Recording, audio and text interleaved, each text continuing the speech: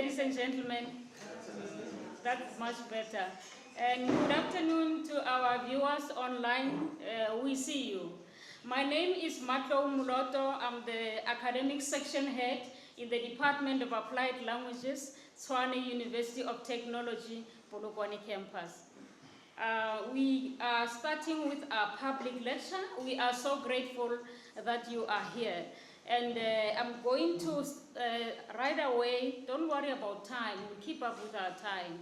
I'm going to right away call Dr. Chamano, who is online, to welcome our guest. Dr. Chamano, over to you.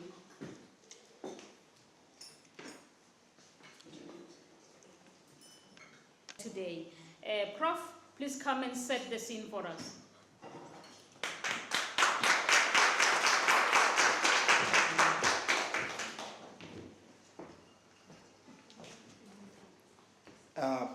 Program Director, to our campus rector, Dr. Chamano, in absentia, our invited guests, you are going to be acknowledged. Colleagues, our wonderful students, our partners from Stats SA, I take this opportunity as an honor to be able to talk to you this afternoon. My responsibility is to set the scene for the public lecture, probably give a rationale in terms of why we came up with this public lecture and how it will assist both the public and our students. Program Director, allow me to begin by stating the obvious, that we are Tshwane University of Technology, and we empower people. We are moving from good to great. I repeat again, we are Tshwane University of Technology. Colleagues, we are gathered here to have an intellectual engagement on the subject of how statistics assist in the managing of affairs within a state. How did we come about, with this topic? Some few years ago, the Department of Public Management, under the stewardship, the then stewardship of Professor Maseremule, undertook a process of recalculating the curriculum of our diploma in public management. So we even changed the name of the diploma from National Diploma in Public Management to Diploma in Public Affairs. And the diploma has two streams, which is the administration of the state stream and the local government stream. One of the innovations, and before I even go to one of the innovations, I think part of what we were trying to do was to respond to the changes that were taking place in the environment in which we exist. And there were two important questions that needed to be answered. One was a question that spoke to the Fourth Industrial Revolution, and the other one was a question that spoke to decoloniality. Of course, that's at a broader level. But more specifically, we introduced some modules that are not normally associated with public administration. For example, we brought in modules of international relations, modules in political economy, modules that spoke to environmental management. But for the purpose of today, one of the modules that we introduced was Statistics for Managing Public Affairs, STB 115D. And part of the reasons why we introduced that module was a realization that we are producing graduates in our program who had little appreciation of the role of statistics in the management of the state. And yet, as one scholar argues, that a public administrator who has no appreciation of statistics has little value in the administration of the state. So when we met our colleagues from State SC, we felt that it was important that we begin a conversation both with our students and with the public on this very important subject. This is how this public lecture came about. And we then thought that the highest ranking official within the province would be the best person to articulate this subject. And colleagues, I'm sure you are going to agree with me after the guest speaker has done his duty, that indeed we were not mistaken. Because, as you shall hear, the man has both the knowledge and the experience on the subject matter. So, ladies and gentlemen, I hope that we are going to enjoy discussing this important subject that I think for a very long time in the discipline of public affairs has been left unattended to. Yes, I know numbers are difficult, but as I said, it is high time that our products in public affairs have a grasp and have a good understanding of how statistics help in the administration of the state. With that, colleagues, I hope we now have an understanding of how this whole idea of this public lecture came about. I thank you.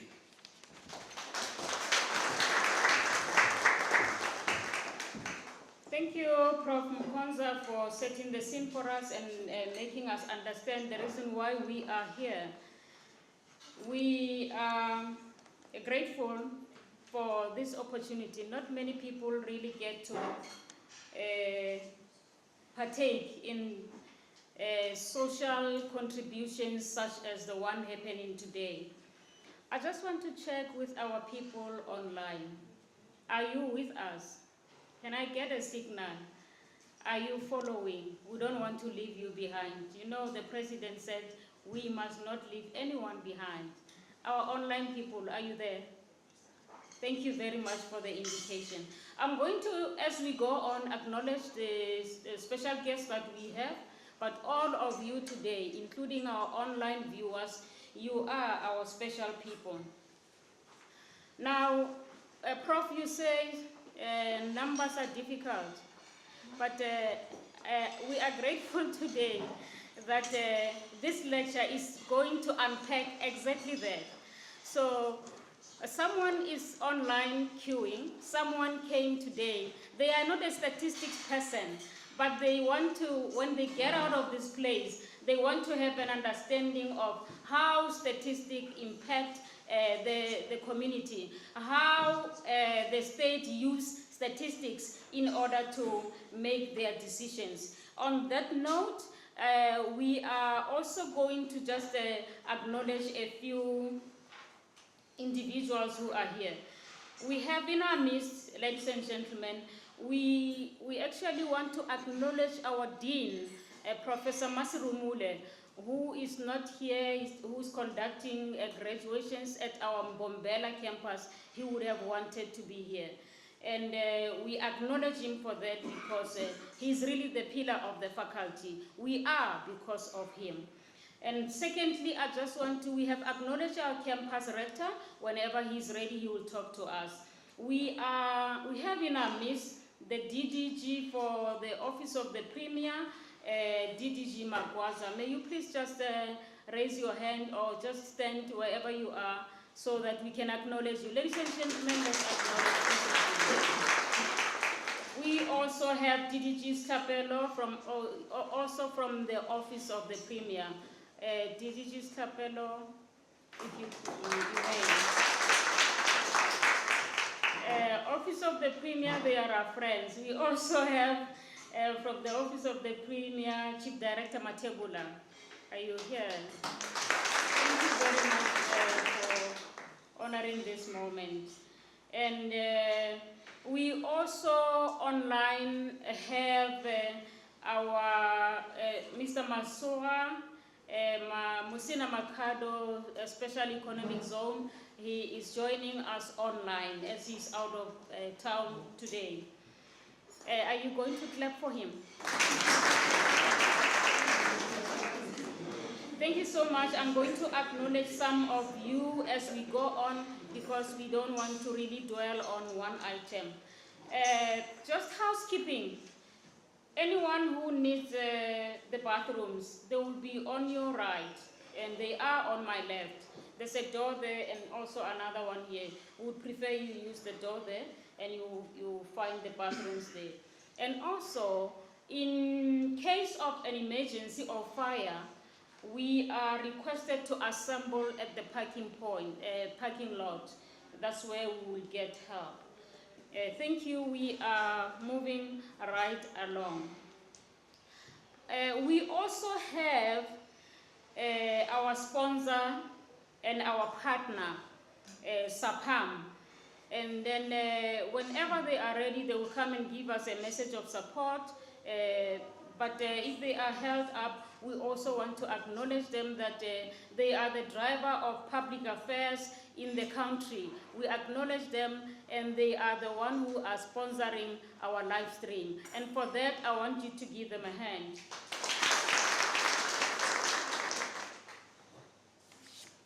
All right, so we go straight into the matter of the day. I'm going to now introduce the speaker. And after that, he will come upstage to present the lecture, the very reason we are here today. Our speaker today hails from Chakuma village in Benda, Limpopo province.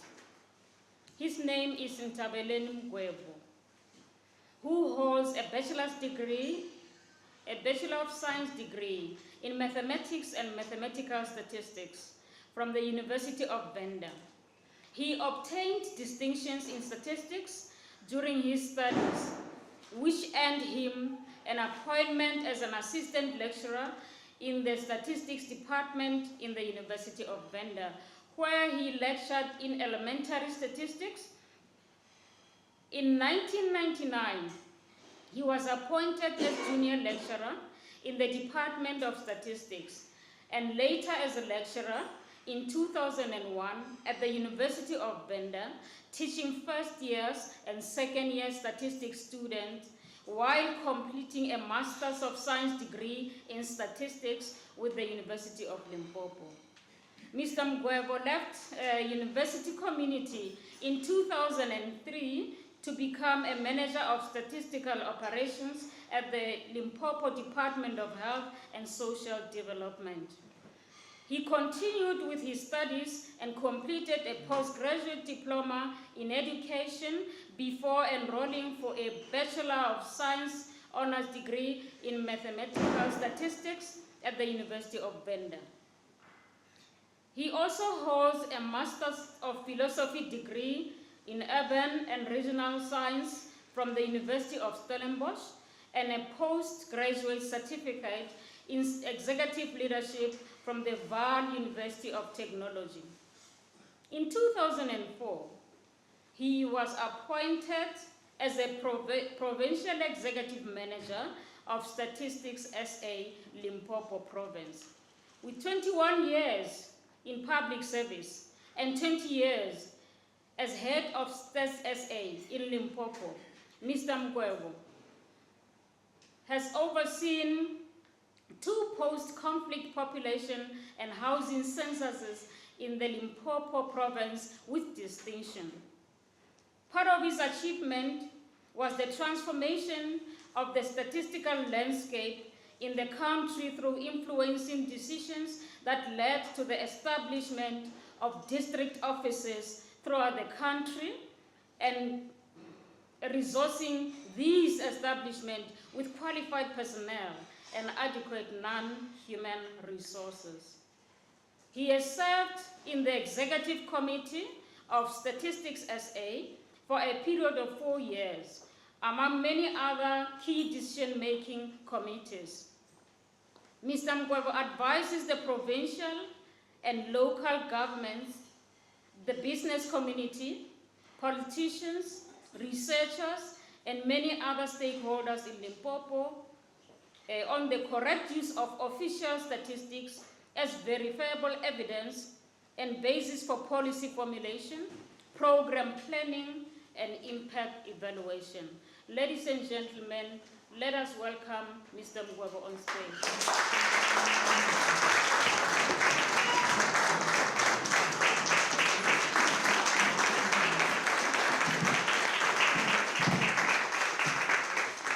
Thank you. You may be seated.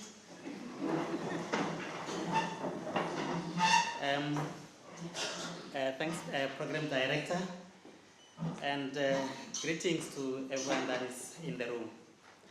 Let me also pass my greetings to the campus director. I'm told he has joined the session online, and I hope you can hear me. And please pass my regards to the dean. As I'm told, he's held up, so please do pass my regards to the dean. Professor, Prof. Mkonza, thanks so much for the opportunity. I was a bit, shaking. I've been shaking for 2 weeks. But I'm happy that this day has come, and we have to prove today that numbers are not difficult. Yeah. That is what we're going to do. Numbers are simple. And when you leave the room, you will have had this realization that numbers are quite simple. And that is what we're going to demonstrate. Let me not greet everyone by name, but safe to say that we are in good hands today. I've been a teacher before, so I'm going to teach. I'm just removing this because I will move around, so I don't want interference. Yeah, it's not what statisticians do, so that's why I'm struggling. Let's get started. Now, the theme is how numbers assist the state in its administration. I'm just simplifying it. And what is required is a demonstration, practically. And that is what we're going to do. But to start, I hope this thing won't disappoint me.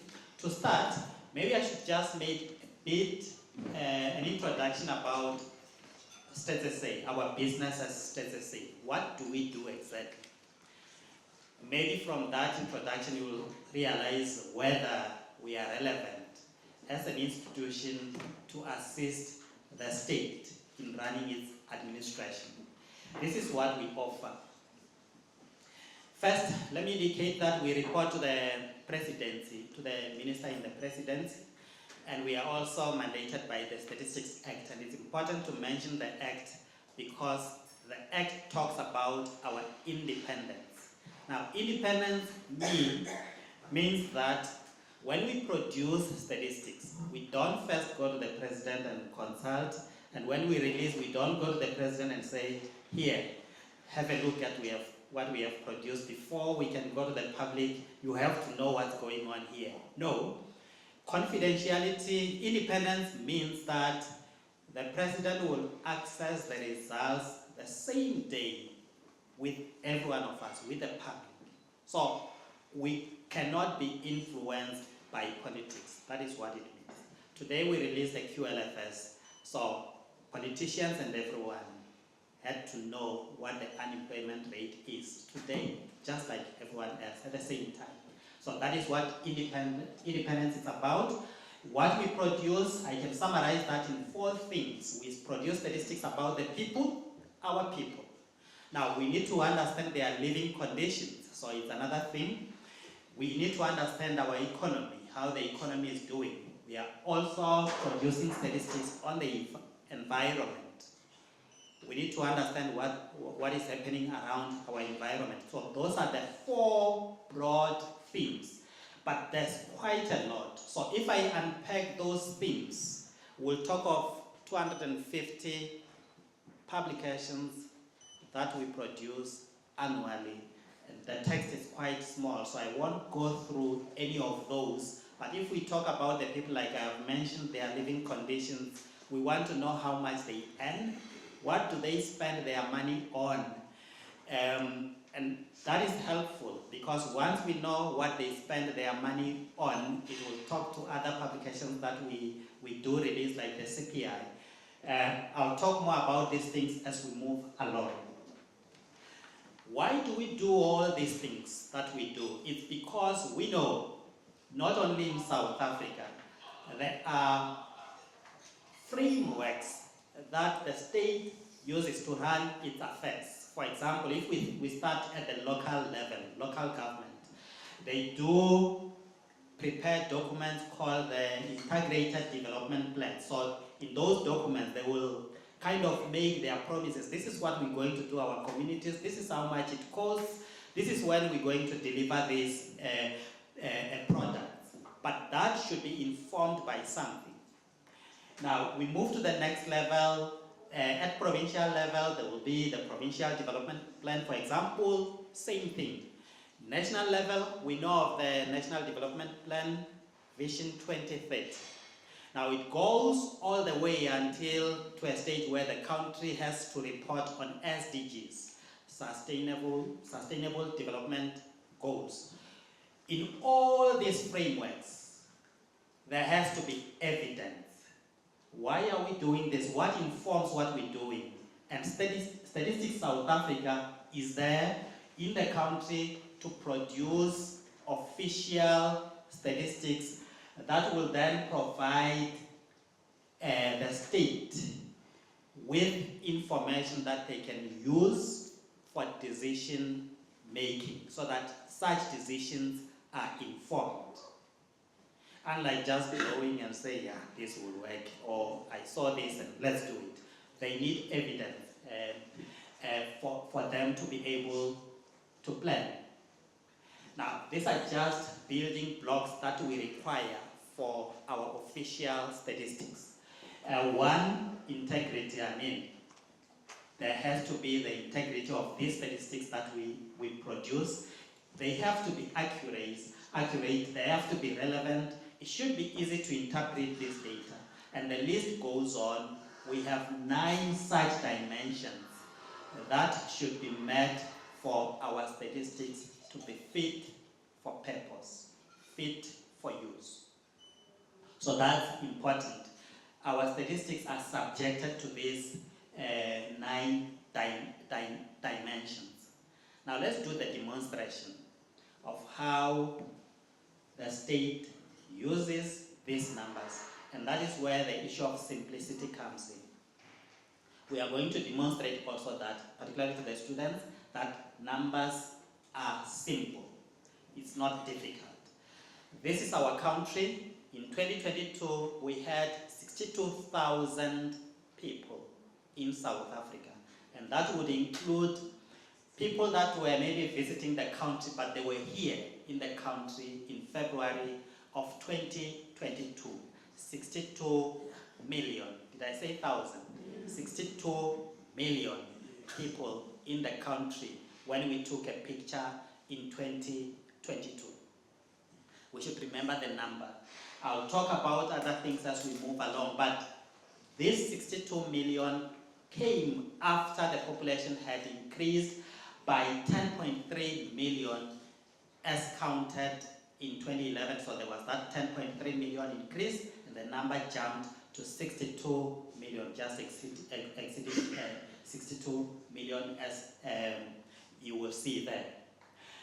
I want to indicate on this slide that if you look at the population of South Africa and you line up people by age, the person at the center of the lineup will be aged 28 years. What it means is that 50% of our population is aged 28 years and younger, or you can also say 50% is aged 28 years or higher. Are we together? Now, what it means is that South Africa is youthful. We have more young people than the older people because the median age, the center is not 40 or 50, it's 28. So the country is young. Keep that in mind. Now, we're still on the population. On this slide, we want to point at the Western Cape, a province that in 1996 was ranked number 5 in terms of its population size. You will notice that over the time, is this the Western Cape? It has moved to overtake which province? Limpopo. Moved to overtake which province? That is the Eastern Cape.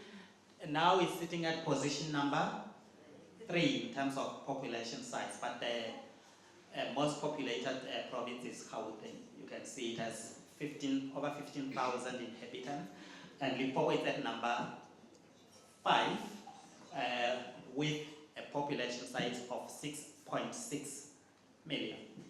And I also have to indicate that the population of Limpopo is also youthful.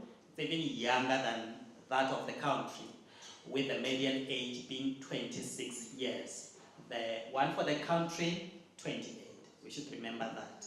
Now this slide, don't worry about the many things that you see here, but we want to demonstrate that our country has males and females. There's this joke that we will make and say, let's put males aside, females aside, let's see if there's a match. Now, we talk of something that we call a measure that we call the population ratio, the sex ratio. Now, sex ratio means if you line up 100 women, would you have 100 men to match them? Now, it's only in Gauteng where the sex ratio exceeds 100. I hope you can see what happens in Gauteng here. The sex ratio exceeds 100. In Gauteng, it means for every 100 females, there will be, I'm just picking this point, 102 females. For 100 males, there are 102. We got it. But let's come to Limpopo. Limpopo is this side. In 2022, the sex ratio is 89. What does it mean? For every 100 males, there are 89. I was just checking. So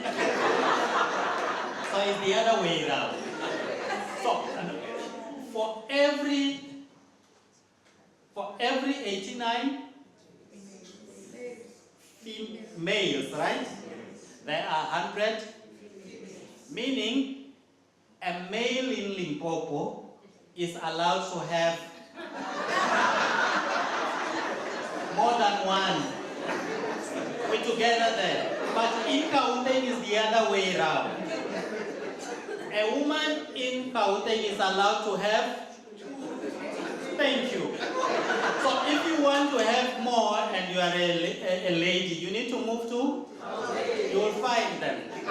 In Limpopo, they are in short supply. So we move right along. So to remember is that in all other provinces, for as long as the sex ratio is not reaching 100, we have more females than males. It's only in Gauteng, it's only here. It has happened at some point in Northwest, but it was only once. So let's move to remember we have more females in the country than males. This slide just shows that 50% of our population, that's 62 million, half of it, which is 31 million, resides in 17 local municipalities and metros. So these 17 municipalities are big, and Limpopo has 3 of those 17 in this population of the top 17. And that is Polokwane, and if I'm looking at Limpopo, Polokwane will be the most populated. It will be followed by Fitakomo, and we'll have Tulamela. So Polokwane is huge. We're a politician here, so if you want to start campaigning for votes, because, I mean, why waste your time at Collins Chabani? Go to these ones that are highly populated. So let's remember, 31 million of our people are resident in the top 17 municipalities. Now we move to households, and let's look at characteristics of the households. Now, this is the country. In 1996, the country had just 9.1 million households. But that number has more than doubled. Has it more than doubled? No. 9.1 million to reach 17.8 million in 2022. It's almost, yeah, because then it will be 18. So now the importance of the household and the household size is this. The state provides services. Are we together? Now, if we talk electricity, for example, there has to be an electrical point, which is consumed by a household. Now, if the state has to provide electricity to this, let me round up and say 18 million households, the state then should procure how many connection points for each household? They will repeat the same for water, for anything that has to be provided to a household. That is the number of the points that should be connected. It goes to businesses as well. Like these days, they are connecting Wi-Fi or fiber all over the country. Now, they put these connections to households. So if I'm a business person and I want to do connections, I will check where there are more households. I know I'll make money there. Let's remember that number. Households increased from 9 million to almost 18 million from 1996 to 2022. The same happened in Limpopo, from under a million, almost 900,000, increased to 1.8 million in 2022, doubled in Limpopo. Now, this slide is about who has these households that I spoke about. Well, females are heading under 50%, you can see, but it ranges between 40 and 50, except in Gauteng, where it's 35% of households that are headed by females, but otherwise elsewhere, the percentage ranges from 40 to 50. Now, what are these men doing if they are not heading their households? What are they doing? To take home is that females are heading households, and it's a large percentage, 40% getting to 50%, and the highest is in the Eastern Cape. It could mean that men in the Eastern Cape move to other provinces, maybe to look for employment, and they leave their households without a head, and a female takes over. So that is the positive way of looking at this. But obviously, it's not my job of saying look at it positively. Because for the state, the state has to say what is the implication of this and provide answers to the question. We're still on households, but this slide talks about the household size. And we're demonstrating using Limpopo. In 1996, the household size in Limpopo would go to an average of 5 people. So, could be a mother, a father, 3 children. That's a household. Are we together? You can say a granny also, but averaging around 5. But what happened as we moved to 2022, the household size is now 3.6. So there's still a father and a mother, I assume. Let's say there is not just one person heading that household. Father, mother, children, 3, it's just 1.6, so they can't even have 2. So what's happening there? To a policy maker, I should tell you something. It's either fertility is going down, or it's either these households that used to be big are shrinking. This boy who was 18, 10, 21, married and left the home. Now the household becomes smaller because this new household is new and it has only 2 people. We're talking averages here. So the understanding of the household size should be interpreted as either that the big households are shrinking, people are starting their own, or fertility is dropping. That is why I brought on the side this. We talk about the number of children that a woman will give birth to, live children, okay, in her lifetime. In 2022, that number sits at 2.34. So on average, a South African woman will give birth to 2.34 children in her lifetime. Now, if these women cannot give birth to